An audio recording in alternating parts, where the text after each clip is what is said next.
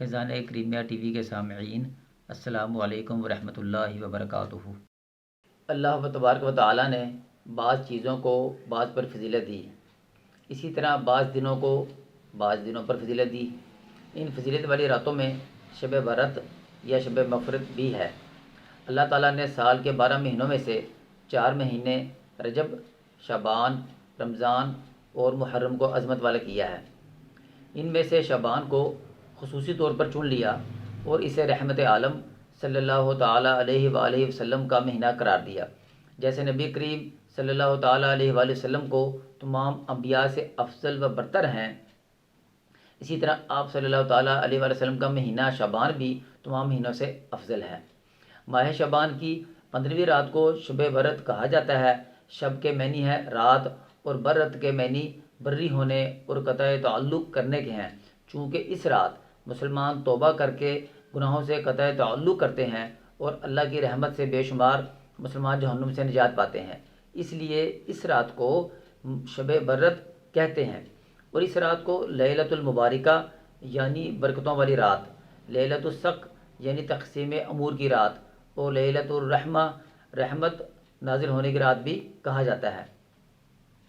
احادیث جو اس رات کی فضیلت کو اجاگر کرتی ہیں وہ بڑے جلیل القدر صحابہ کرام سیدنا صدیق اکبر، حضرت مولا کائنات ام المؤمنین حضرت عائشہ صدیقہ، حضرت معاذ بن جبل، حضرت ابو ہریرہ رضوان اللہ تعالی علیہم اجمعین سے مروی ہیں۔ سیدنا صدیق اکبر روایت کرتے ہیں کہ نبی پاک صلی اللہ تعالی علیہ وآلہ وسلم نے ارشاد فرمایا، جب ماہ شعبان کی 15ویں رات آتی ہے تو اللہ پاک آسمان دنیا پر نزول فرماتا ہے، پس وہ مشرک اور اپنے بھائی سے عداوت یعنی کینہ رکھنے والے کے سوا سب کو بخش دیتا ہے۔ حضرت مولا کائنات روایت کرتے ہیں کہ نبی پاک صلی اللہ تعالی علیہ وآلہ وسلم نے ارشاد فرمایا، جب شعبان کی 15ویں رات آتی ہے تو تم اس کی رات میں قیام کرو اور دن کو روزہ رکھو۔ بے شک اللہ پاک اس رات غروب آفتاب کے وقت آسمان دنیا پر نزول فرماتا ہوتا ہے اور ارشاد فرماتا ہے کوئی مجھ سے مغفرت طلب کرنے والا کہ اس کو بخش دوں؟ ہے کوئی رزق طلب کرنے والا کہ میں اسے رزق دوں؟ ہے کوئی بیماری میں مبتلا کہ میں اسے عافیت دوں؟ یہاں تک کہ طلوع صبح ہو جاتی ہے۔ عام راتوں میں بھی اللہ پاک آسمان دنیا پر نزول فرماتا ہے، لیکن وہ رات کا آخری حصہ ہوتا ہے، جبکہ اس رات میں غروب آفتاب کے ساتھ ہی نزول فرما ہوتا ہے۔ اور اللہ پاک کی رحمتوں اور نوازشات کا عالم تو دیکھیں کہ سارا سال بندہ اپنے رب سے عرض کرتا ہے کہ مولا مجھے یہ دے دے، مجھے وہ دے دے، لیکن اس رات خالق کائنات خود ارشاد فرماتا ہے کہ بندے تو بتا تو صحیح، ہم تجھے عطا فرماتے ہیں۔ اور اس قدر نوازشیں ہوتی ہیں کہ بندہ بول اٹھتا ہے، جھولی ہی میری تنگ تھی کیا مانگتا اس سے، جھولی ہی میری تنگ تھی کیا مانگتا اس سے، جھولی میری بھر بھر کے کہا اور بھی کچھ مانگ۔ حضرت عائشہ صدیقہ فرماتی ہیں، ایک رات میں نے نبی کریم کو اپنے پاس نہ پایا تو میں آپ کی تلاش میں نکلی۔ میں نے دیکھا کہ آپ صلی اللہ تعالیٰ علیہ وآلہ وسلم جنت البقیع میں تشریف فرما ہیں، تو آپ صلی اللہ علیہ وسلم نے فرمایا، کیا تمہیں یہ خوف ہے کہ اللہ اور اس کا رسول تمہارے ساتھ ناانصافی کریں گے؟ میں نے عرض کیا، یا رسول اللہ، مجھے خیال ہوا کہ شاید آپ کسی دوسری اہلیہ کے بعد تشریف لے گئے ہوں گے۔ تو آپ صلی اللہ علیہ وسلم نے فرمایا، اس رات میں زندہ رہنے والوں اور فوت ہونے والوں کے ناموں کی فہرست ملک الموت کو دی جاتی ہے، اس لیے مجھے یہ بات پسند ہے کہ میرا نام اس وقت فہرست میں لکھا جائے جبکہ میں روزے کی حالت میں ہوں۔ نبی کریم صلی اللہ تعالیٰ علیہ وسلم نے فرمایا، بے شک اللہ تعالیٰ شعبان کی 15ویں شب آسمان دنیا پر جلوہ گر ہوتا ہے اور قبیلہ بنو کلب کی بکریوں کی بالوں کی تعداد سے زیادہ لوگوں کی مغفرت کرتا ہے۔ حضرت عبداللہ بن عمر بن عاص رضی اللہ تعالیٰ عنہ سے روایت ہے کہ نبی اکرم صلی اللہ تعالیٰ علیہ وسلم نے فرمایا، شعبان کی 15ویں رات اللہ اپنی رحمت سے 2 اشخاص کے سوا سب مسلمانوں کی مغفرت فرما دیتا ہے، ایک کینہ پرور اور دوسرا کسی کو ناحق قتل کرنے والا۔ شب برات کی ایک اور خصوصیت یہ بھی ہے کہ یہ دعاؤں کے قبول ہونے کی رات ہے۔ حضرت عثمان بن ابی العاص رضی اللہ تعالیٰ عنہ سے روایت ہے کہ نبی اکرم صلی اللہ تعالیٰ علیہ وسلم نے فرمایا، جب شعبان کی 15ویں شب آتی ہے تو اللہ کی طرف سے یہ اعلان ہوتا ہے کوئی مغفرت کا طالب کہ اس کے گناہ بخش دوں، ہے کوئی مجھ سے مانگنے والا کہ اسے عطا کروں۔ اس وقت اللہ تعالیٰ سے جو مانگا جائے وہ ملتا ہے۔ وہ سب کی دعائیں قبول فرماتا ہے سوائے بدکار عورت اور مشرک کے۔ شب برات میں سرکار دو عالم صلی اللہ تعالیٰ علیہ وآلہ وسلم نے خود بھی شب بیداری کی اور دوسروں کو بھی شب بیداری کی تلقین فرمائی۔ آپ صلی اللہ تعالیٰ علیہ وآلہ وسلم ماہ شعبان میں کثرت سے روزے رکھتے اور دیگر اعمال صالحہ کا اہتمام سے بجا لاتے۔ آپ صلی اللہ تعالیٰ علیہ وسلم نے اس ماہ کی حرمت و تعظیم کی تاکید فرمائی اور اس مہینے کو اپنا مہینہ قرار دیا۔ حضرت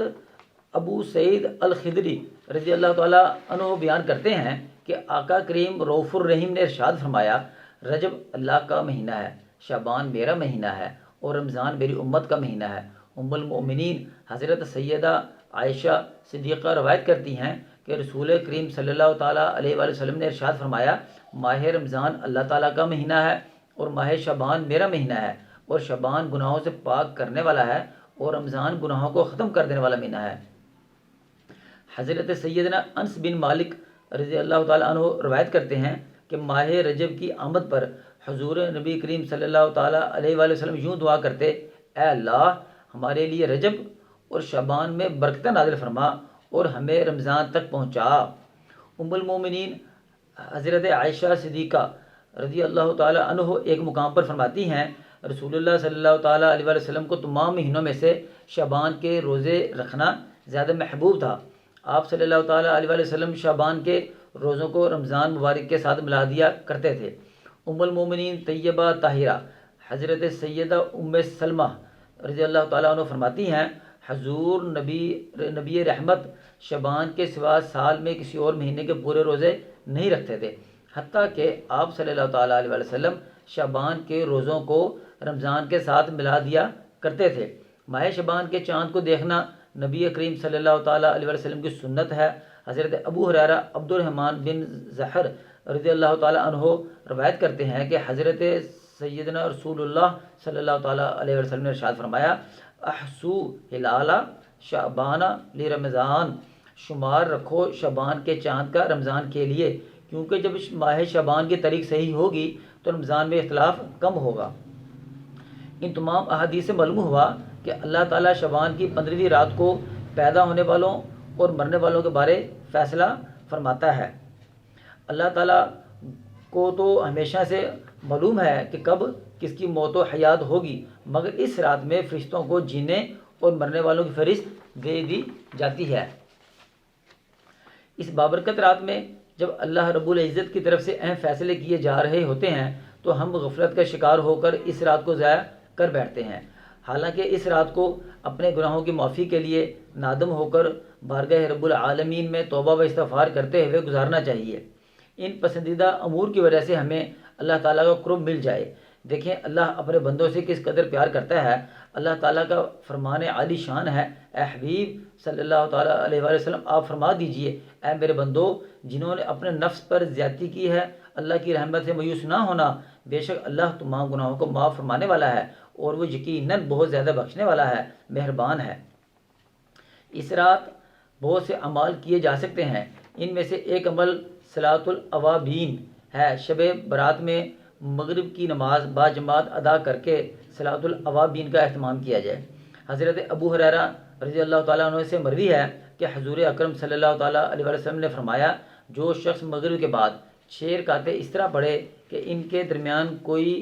بری بات زبان سے نہ نکالے تو 6 رکعت اس کے لیے 12 سال عبادت کے برابر شمار ہوگی۔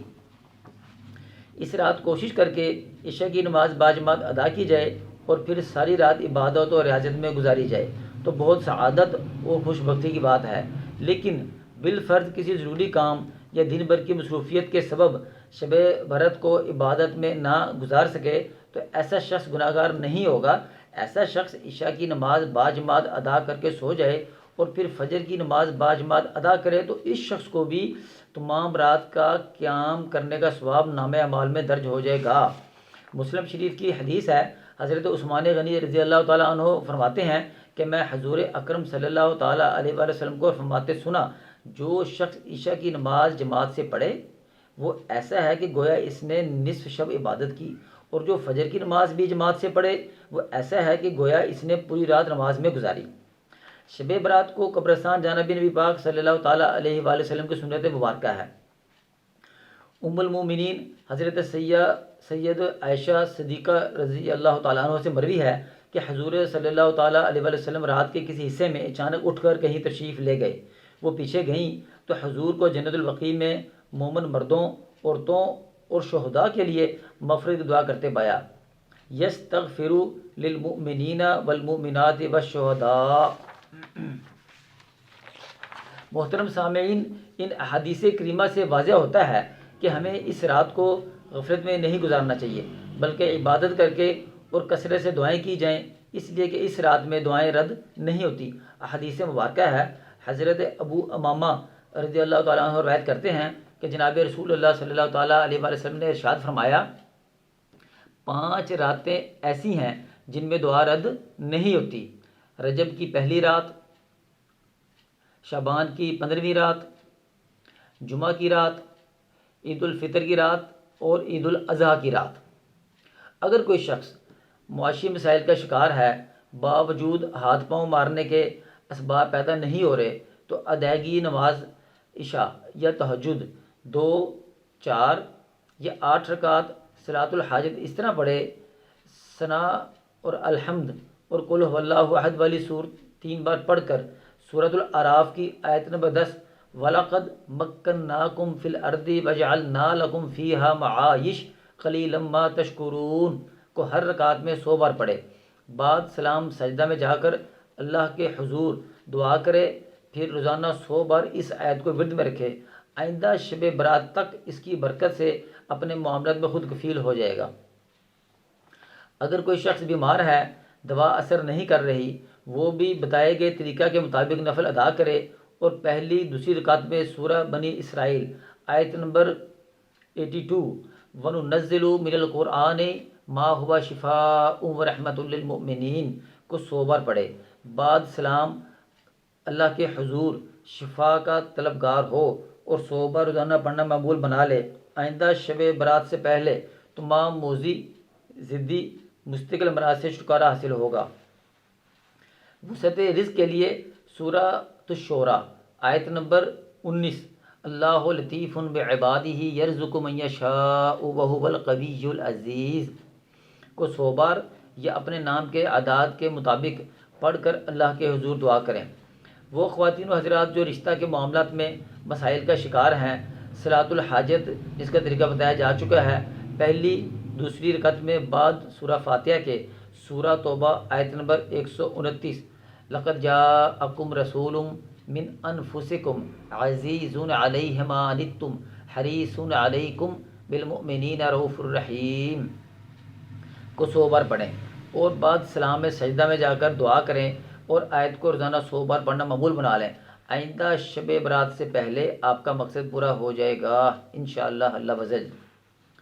محترم سامعین، اس بابرکت رات کو جب اپنے لیے دعا کریں تو ملک پاکستان کی بقا و استحکام کے لیے ضرور دعا کیجیے گا۔ اللہ و تبارک و تعالی ہمیں اس رات میں عبادت کا خصوصی اہتمام کرنے کی توفیق عطا فرمائے، آمین یا رب العالمین۔